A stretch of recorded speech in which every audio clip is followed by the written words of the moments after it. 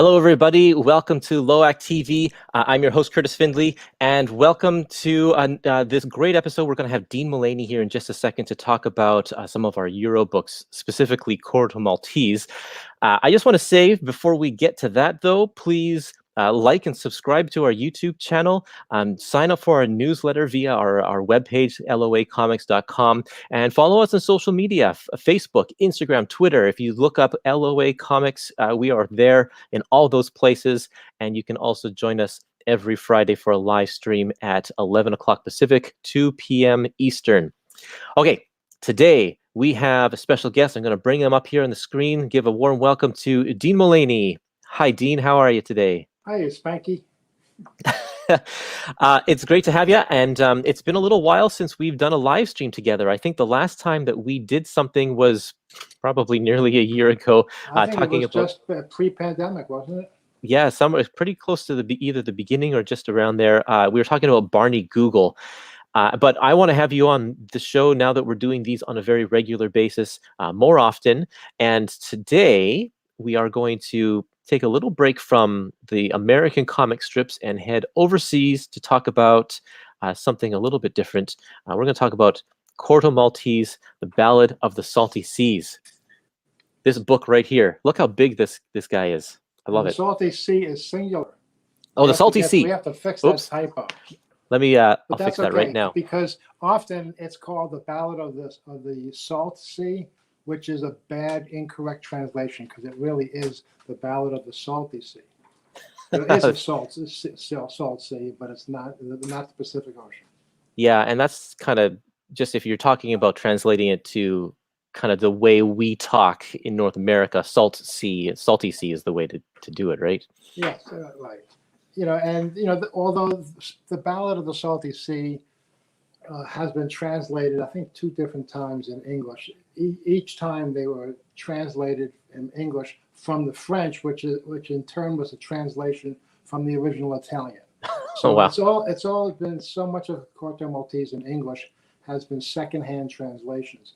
Right. Simone Castaldi and he's my co-translator, have gone back on every one of the books, including Salty Sea, to Pratt's original Italian script. He wrote all the stories in Italian first, and they were translated to French and other languages from that. So we have the original script, and so this is a brand new, the only really accurate translation. Wow, that's pretty good. And also, what's exciting was that we were able to get access to the original artwork for the entire first book. So all the reproduction is from the original art. So that's actually really something that I want to show off, because you can tell that you're shooting this from all of the original art. I'm going to open up the book here. Just let me do a little solo layout here. You can see all of the brush strokes in a lot of these pages. Let me see if I can find a good example for you. Some at the very front here. When you're looking at some of the up close images, you can see the textures in the black instead of like a lot of the other books. It's just all flat black. Well, like most artists, who use heavy blacks and chiaroscuro technique, Pratt isn't going to waste the ink in filling in all the black as black. He's going to water his ink down and get more bang for his buck. So we can see all of that in any of the heavy dark areas. It's just a fascinating look at his drawing technique. It really is, and especially when you get into the backgrounds, you can tell when they reach the island in a lot of here you can see a lot of it in the branches of the trees, in the water, here in Rasputin's beard. You can just see the different quality of the line because he's using different pen types, and it's something that's completely different from all of the other Corto Maltese books that you've put out here. For those who are looking at our nice little Library of American Comics logo on the top right of the screen, and wonder about Corto Maltese and a European book in on a LOAC show. Well, there's certainly a direct link between Milton Caniff's Terry and the Pirates and Hugo Pratt. I mean, Pratt said many times that his reading Terry and the Pirates in the late 1930s was what made him want to become a cartoonist. So there's a direct link between Caniff and Pratt, just like there's a direct link between Caniff and his studio mate Noel Sickles, who invented this chiaroscuro technique, and Hugo Pratt and Alex Toth, and it goes on and on. I feel like there's definitely a connection visually with the amount of just thick black shadows that he does with especially Alex Toth, but also Caniff's later work. Once he settles into his later years in Steve Canyon, I feel like his work is very, very much more Pratt than it was before. Toth sketching. Remember Caniff? Remember you said Alex Toth. You can hear Lorraine in the background there. I'm just reminding him that there's a story about Toth and Hugo Pratt where Hugo uses scratch paper and he turns it over. But Pratt, yes, right. Alex was visiting Pratt in his studio in Paris, and he's looking at all of Pratt's original art. And by that point, Pratt, instead of drawing full comics pages, he would draw each tier separately. And if he didn't like the way it looked, he would just cut it out and put it in a pile. And he told Toth, "I'm going to save this for later. I'll use this somewhere else." Toth was absolutely horrified because Toth was so anal about everything being perfect that if Toth made a mistake on a drawing, he would, many times would just throw it out. Right. Wow. He would see that Pratt was basically doing a collection of leftovers that he would do something with later on. I love some of this work. Look at this underwater scene where it's like the outlines are gone. It's just the hint. It's like you're looking through the water, the way he's got his blocky shadows going on there. It's just bizarre, but I love it. Yeah, there's one of the earlier stories that looks like just these real black and white stripes, and the artist pulls back, and you see that as zebras. Yeah, that's right. There's so much of this stuff is very minimalist as well. I'm surprised in this book. This is the first book that he did, but he already had this very distinct language that he was doing. And since a lot of this is out on open water, oh, here's a great scene of this hut collapsing. He doesn't do a whole lot of humor in his books, but he has some humorous moments. But sorry, what I was saying about the water, let's see if I can find another example, is that anytime it's out on the open sea, he does these long panels to show just how vast it is, and pretty much just one line to separate the sky from the water, the horizon. It's amazing too, Kurtis, when you think of that. This was first serialized beginning in 1967. Think about what American comics were like in 1967, even the best of American comics. The stories were certainly not anywhere near as sophisticated because they were aimed at kids. This is not a kid's story. It's an adventure story for adults, just like Joseph Conrad, Jack London, and Stevenson, who were all influences on Pratt. But it's amazing just to see the contrast between what he was doing at the time and the American comics, which were some of them were great and most of them were juvenile. Yeah, I remember. I think about what Superman was doing in the '60s, or Batman, like all of those goofy kind of early Bronze Age stories, and even Spider-Man, and like that was the Romita years with Kingpin and such. And those were great. Those were really great. But they're not sophisticated adult entertainment. When I go back and look at those comics, which were so influential to me, as a young person, I can still appreciate them, but I appreciate them for what they are and for the time that they were made. This story is so interesting. So I'll see if I can talk about. I'm going to take it off of solo mode for a second here. The story is the Corto Maltese is found just kind of in the middle of the ocean, just drifting, and he's picked up by a ship, and this character named Rasputin happens to be in charge of this ship. He's commandeered it for himself, and they're taken to this island, and that's there's not really an overarching plot. because it's just kind of a series of events. They meet up with this character called Monk, who's like pulling strings of these various different people who are. This all takes place just around during World War One. Well, but just prior to World War One. And sort of over the course of World War One, there's some time jumps that happen as well, and there's I'm reading it through this, and it's like I don't really know what the plot of this story is. Well, there's a lot of strong character. There's a lot of character drawings by Pratt, and it's really how the characters relate to one another. That's exactly it, and that's the whole premise. They're not simple white hat, good guy, black hat, bad guy. Even somebody as despicable as Rasputin has his good side, maybe one side, not sides. And what I love about these characters is that because they are not great characters, there's constantly flip-flopping between sides and like twists and turns about whose motivations are what, or all that kind of stuff. And it's quite fascinating because it really is sort of an Alice in Wonderland type of a setup. And this goes for, I think, all of the Corto Maltese stories. Is like it's just Corto going from circumstance to circumstance, and something happens to him, and it's how he reacts to it, and that leads him to the next thing, and then how he reacts to that. And it just sometimes he's the catalyst, and sometimes he's the observer. Yeah, and events are happening to him. Oftentimes he's the observer. I find that he just falls into circumstance all the time, which is fascinating because it's like he both loves that and hates that. He loves the adventure side of his life, but also hates that he gets caught up in all of these things all the time too. I remember when I first saw Corto, it was Corto won the first graphic novel award ever given out in 1976, the collection at the Angoulême Festival. And at that time, I was living in New York in the late 70s.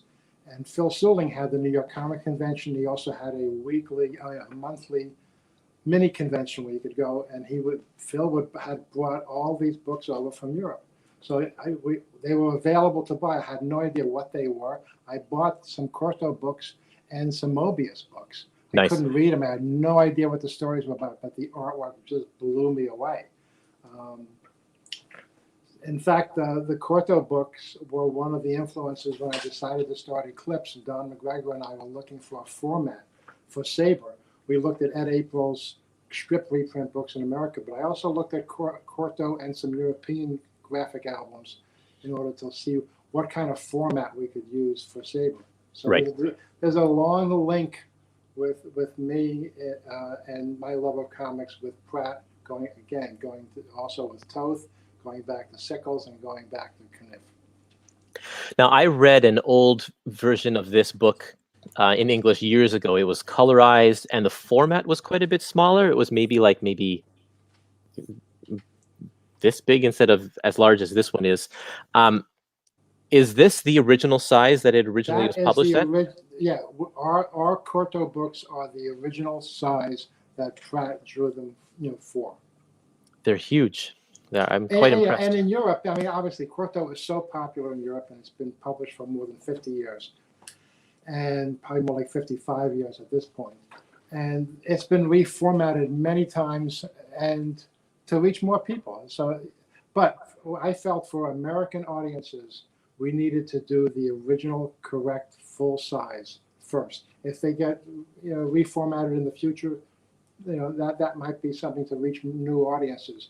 But I felt it was extremely important to get the full size books, regardless of whether or not bookstore owners say, well, they don't quite fit on my shelves. Or you're a comic shop, or you're a bookstore, and you should display. If something's that good, you need to figure out how to display it. Not that it needs to be stuck on a shelf that fits a 6x9 novel. Right. Don't get me started. So the design is really nice too. You've got these huge French flaps, and underneath there you've got old maps. What was your decision to include this sort of style here? The basic format is what Casterman used for the French edition. I borrowed from them and then found new maps and new postcards, basically, on the back flap for each one, and just such things that would help illustrate, where and when the story took place. Yeah. They're really, really nice. Funny thing, Kurtis, is that I don't know if I ever mentioned this before, but I almost published Corto back in 1983. Oh, really? For Eclipse? When I was starting Eclipse magazine. Not 83, it might have been 81. I started Eclipse magazine, which had Don McGregor and Gene Colan's Ragamuffins, Coyote by Steve Englehart and Marshall Rogers, Miss Tree by Max Collins and Terry. And I loved, even though I couldn't read Corto, I knew I had the copies and they looked beautiful. I figured the stories were probably good. We would translate them. And I tried getting the rights, and someone had just beaten me to get the rights. But that was intended to be serialized in Eclipse magazine. Wow, that's not bad. Can you imagine if you had done it way back then? If you had done it, I didn't, because I wouldn't have done as good a job. And that's what I was going to say. Is like, would you have done it today? Yeah, I think with my experience in comics from 1977, I started Eclipse till now. I think I'm better qualified to do it, and I probably wouldn't have done it. I would have complained about the job I did back then if I looked at it now. Well, and then the printing techniques aren't as good. They weren't as good back then. You have better quality paper. Like the reproduction of this stuff is so incredibly good. Well, what's nice is that we were able to get from Casterman the French, the files they used for the French edition, the files they used for the Italian edition, and any edition they had, they'd sent us the files, and I would pick and choose. Page 18 is better printed in the Italian edition, so we're going to use the digital files from that. There was a lot of extra work and a lot of time spent giving me headaches, but it was worth it, because once it's done, it's done. This is now the official English edition. And you've now published all 12. There's 12 of them in this series, right? Yes. Yeah, you've published all 12 of them. This is actually the very first book that Pratt did, but you published it second to last. Why did you decide to go out of order? The reason was that smaller, reformatted, colorized edition that you mentioned was still in print when we started our series. So we had to wait for that to be out of print before we could reprint this Ballad of the Salty Sea. Right. So we started with the short story collections from 1970, which really define the character that we all know as Corto Maltese. Pratt established his personality and the style from those, 15, 14 short stories in the early 1970s. So we just worked our way around and then eventually got back to the Ballad of the Salty Sea. I want to thank the people that are watching. We have some people watching. Looks like we have some people watching, Kurtis. Yeah, we do. We have some people watching. John had actually greeted us earlier. He says, "Good afternoon, guys. If you want to leave any questions, or if you have any questions for Dean about Corto Maltese or about any of the Euro books, you can go ahead and leave them in our chat. We will also take some questions about the Library of American Comics as well, if you have questions about that. Dean is here to help answer all of your questions. And we do want to, we have some announcements coming up, not in this live stream, but in the future. And we'll use this platform to let you know, but we'll also be sending out some newsletters. So if you go over to the libraryofamericancomics.com and sign up for our newsletter, you'll be some of the first people to know about our upcoming announcements. Do you have anything you want to say about those announcements, or leave people in suspense? I'd love to leave them in suspense, but I do want to say that I've gotten a lot of emails lately from people who are missing volumes of Terry and the Pirates, and they want to know if we're going to reprint them. And the answer is absolutely no. Usually I'll say yes, but in this case, it's a no, because all 6 books are now officially out of print, and we're working on a new revised edition of Terry that's going to blow everybody away. But you're not going to find out about it today. You're going to find out within the next couple of months. We'll release the information. But for me personally, it'll be one of the 2 or 3 greatest things we've ever done. Wow, yeah, and you've told me your plans, and let me tell you, they are spectacular. So I'm excited to be able to talk about it freely when that time comes. Yeah, and if you speak about it now, we put that microchip in the back of your head, and it's gonna hurt. Okay, well, let's talk about. I want to ask a little bit more about Corto Maltese while we're waiting for some questions to come in. Did you have any challenges in particular with this volume with the reproduction as you were? You've spoken a little bit about choosing the different pages, but as you were putting the book together, were there any more difficulties or No, things for you had to this overcome? one, no, because we had access to digital files shot from the original art. So the estate still has the original art for this first book, or we're able to borrow pages that were missing. So we had beautiful, beautiful digital files. Yeah. And how about the translation? Were there any difficulties or challenges when you were? Pratt's always is interesting to translate because he uses a lot of not just Italian idiom, but Venetian idiom. Oh, okay. And so my co-translator, Simone Castaldi, is who's a professor at where was that? I forgot. At Hofstra. He was an associate professor, and he's been a lifelong Corto fan. Read Corto when he was growing up in the 70s in Florence. Okay. And so he did the main translation and was able to capture all the Venetian idiom that I could then work on and make it readable and understandable in English. But he would go through the original Italian scripts, do the rough direct translation, and then I would rework it, re-edit it, and then send it back to him, and then send copies to Patrizio Zanotti, who was Pratt's colorist and assistant, and who runs all the Pratt material now. Why is that so important? Wow. That's quite a process of back and forth. That's a lot of. It is, but like I said before, when it's done, this is it. This is the official, correct version, except if we find typos. But of course, we never have typos. Never ever. Okay. We have a comment from Michael. Michael says, "Oh, great! Now I'm going to have to buy Terry all over again." It'll be worth it. It will be worth it. It's like that. It's going to be quite an upgrade, that's for sure. Well, some of the translations, if you look back to the NBM editions from the early '80s, there's one in particular that in which somebody asked Corto, "Do you want to get a?" It should have said, "Do you want me to get you a boat?" It says, "Would you like some wood?" And it said, "Would you like a boy instead?" I mean, it's totally crazy translations. Okay. Because it was being translated by people whose English was not a first language, and they're translating a secondhand translation already. Wow. Huh. So strange. Translating mistakes get passed on, which is why we went back to the original scripts and started fresh on every single story. That's really neat. Very fulfilling to have that as well. Is there a particular volume, if people have never read Corto Maltese, is there a particular volume they should start with? Let's see. And I would start with either Ballad of the Salty Sea or Under the Sign of Capricorn. Okay. And those are the volumes 2 and 3, I believe, right? Right. Yeah. They have volume numbers on the back in the corner there. Great. Yeah. So check those out. Oh, I know. Wallace had a question that he asked. Wallace always has a question. That's good.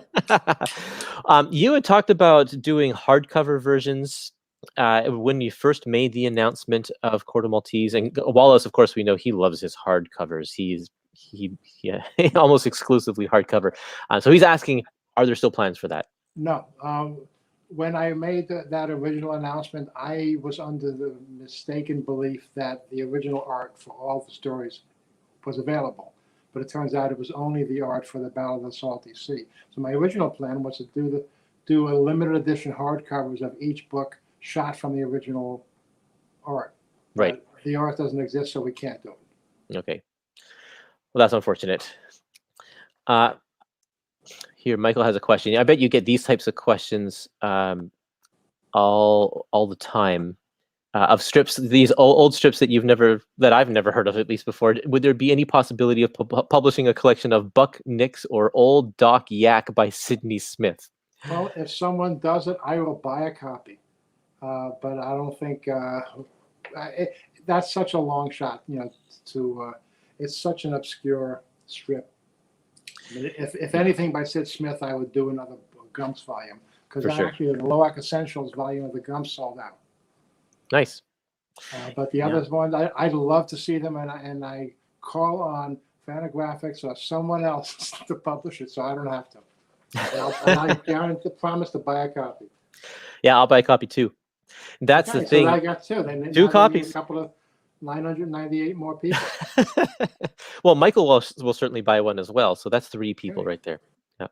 That's such a hard sell because the comic strip, just the fan base is so small as it is, and then you're talking about obscure strips, which are going to be an even smaller fan base. Publishers have to be confident that they're going to sell their copies. Let's see. Randall asks to see the covers of the books. I'm assuming of the Corto Maltese books. I don't have them on hand with me right now, but if you go to libraryofamericancomics.com and search on our sidebar, we'll have a listing for all of our EuroComics. You'll see all of the covers there. They're all up online on our website.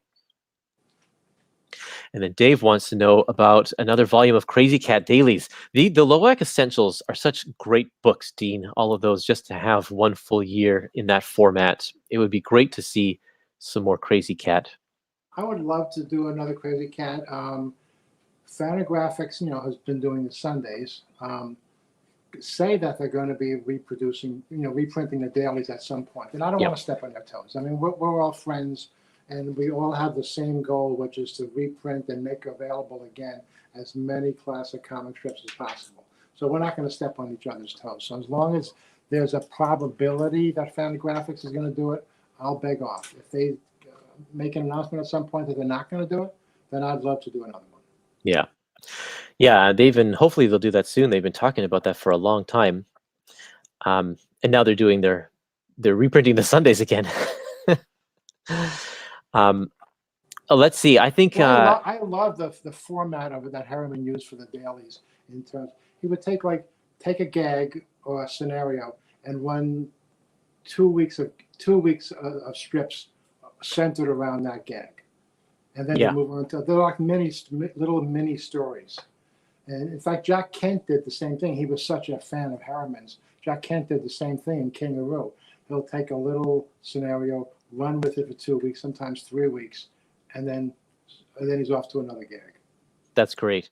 That seems to when you get later on into like the 50s, 60s and such, a lot more people started doing that sort of thing as well, taking those gags for extending it for a couple of weeks. But yeah, it started way back then with Harriman. There was one post. If you haven't joined our Facebook group, the Library of American Comics Newspapers Comic Strip Appreciation Group, you should check us out there. We had a couple of Crazy Cat posts recently, and one of the strips, Ignatz says, quote, like he says quote, and then it shows Crazy with no coat, and then the next panel he or she is wearing a coat. And then Ignatz says, unquote, and then the next panel, the coat's gone.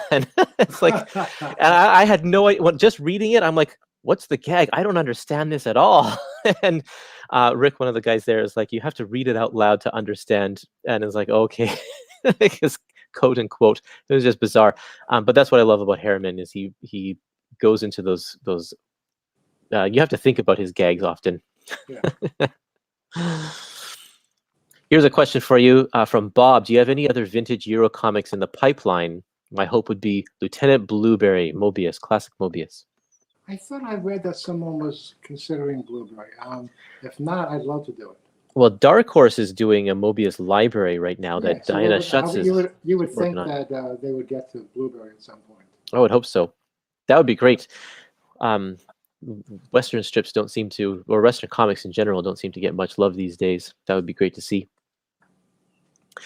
Dave is asking about Herman Stumble In. If you haven't picked up a copy of Screwball, the book that Paul Toomey did with Dean, then you should pick that one up. There's a bunch of Stumble In reprinted in that book.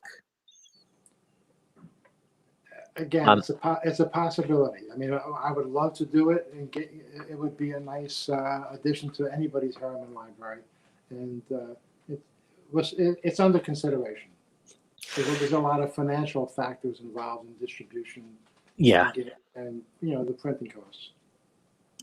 If you didn't catch last week's episode of LOAC-TV, we had Paul Toomey on talking about his book Screwball, and it was a fantastic conversation. So, yeah, tune in. You can see that on our YouTube channel. It's there if you want to go back and watch it.